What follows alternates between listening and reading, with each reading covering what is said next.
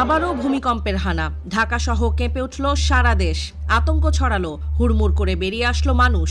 এ যেন কানের পাশ ঘেঁষে গুলি বেরিয়ে যাওয়ার ঘটনা। এখন প্রশ্ন, তবে কি দানব ধ্বংসযজ্ঞ আসছে? মুহূর্তেই চুরমার হয়ে যাবে এই জাদুর নগরী মায়ার মেট্রোপলিটন?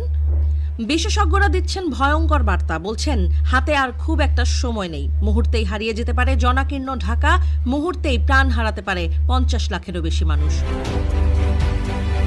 সবচেয়ে উদ্বেগের বিষয় হলো এক ঘুমন্ত ভূকম্পন প্রবণ ভূমির ওপর দাঁড়িয়ে আছে বাংলাদেশ। দেশের উত্তর ও পূর্বাঞ্চলে মাটির গভীরে থাকা টেকটনিক প্লেট ফাটলের ঝুঁকিতে ঢাকায় প্রতিনিয়ত বাড়ছে আশঙ্কা। বিশেষ করে দেশের উত্তর পূর্বাঞ্চলে অবস্থিত ডাউকি ফল্ট ও পূর্বাঞ্চলের ত্রিপুরা আসাম ফল্ট বেশ সক্রিয়।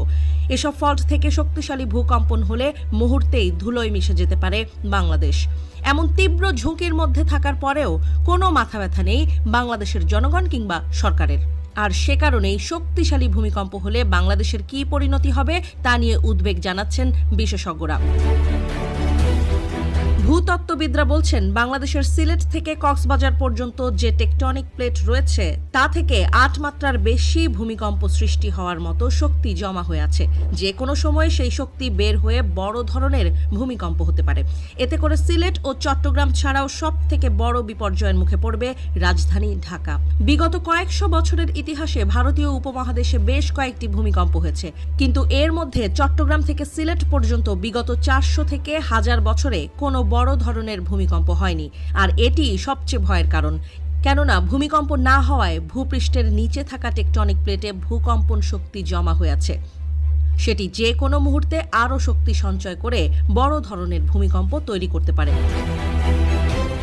কিন্তু বাংলাদেশের ঢাকা ও চট্টগ্রাম সহ বড় বড় শহরে নিয়ম না মেনে নিম্নমানের উঁচু দালান কোঠা তৈরি করা হচ্ছে। বড় ধরনের ভূমিকম্পে এগুলো চোখের পলকে ধসে পড়তে পারে, আর এমন হলে প্রাণ হারাবে লাখ লাখ মানুষ। নগর পরিকল্পনাবিদ ও জাহাঙ্গীরনগর বিশ্ববিদ্যালয়ের অধ্যাপক ডক্টর আদিল মোহাম্মদ খান বলেন, গত কয়েক বছরে বাংলাদেশের ছোট ও মাঝারি মানের ভূমিকম্প বহুবার হয়েছে। এটা বড় ভূমিকম্পের আলামত। সাধারণত 100 বা 150 বছর পর পর বড় ধরনের ভূমিকম্প হয়। আমরা কিন্তু তার কাছাকাছি রয়েছি।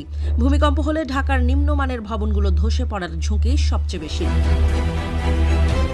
এক গবেষণায় দেখা গেছে, 7 মাত্রার ভূমিকম্প হলে ঢাকার 40% বাড়িঘর ধ্বংস হয়ে যেতে পারে। এতে করে প্রাণ হারাতে পারে অন্তত কয়েক লাখ মানুষ। দুর্যোগ সূচক অনুযায়ী বিশ্বব্যাপী ভূমিকম্পের জন্য সবচেয়ে ঝুঁকিপূর্ণ 20টি শহরের মধ্যে রয়েছে ঢাকা। বিশেষজ্ঞরা বলছেন, এখনো পর্যন্ত বড় ধরনের ভূমিকম্প মোকাবেলা করেনি বাংলাদেশ। ফলে এটা নিয়ে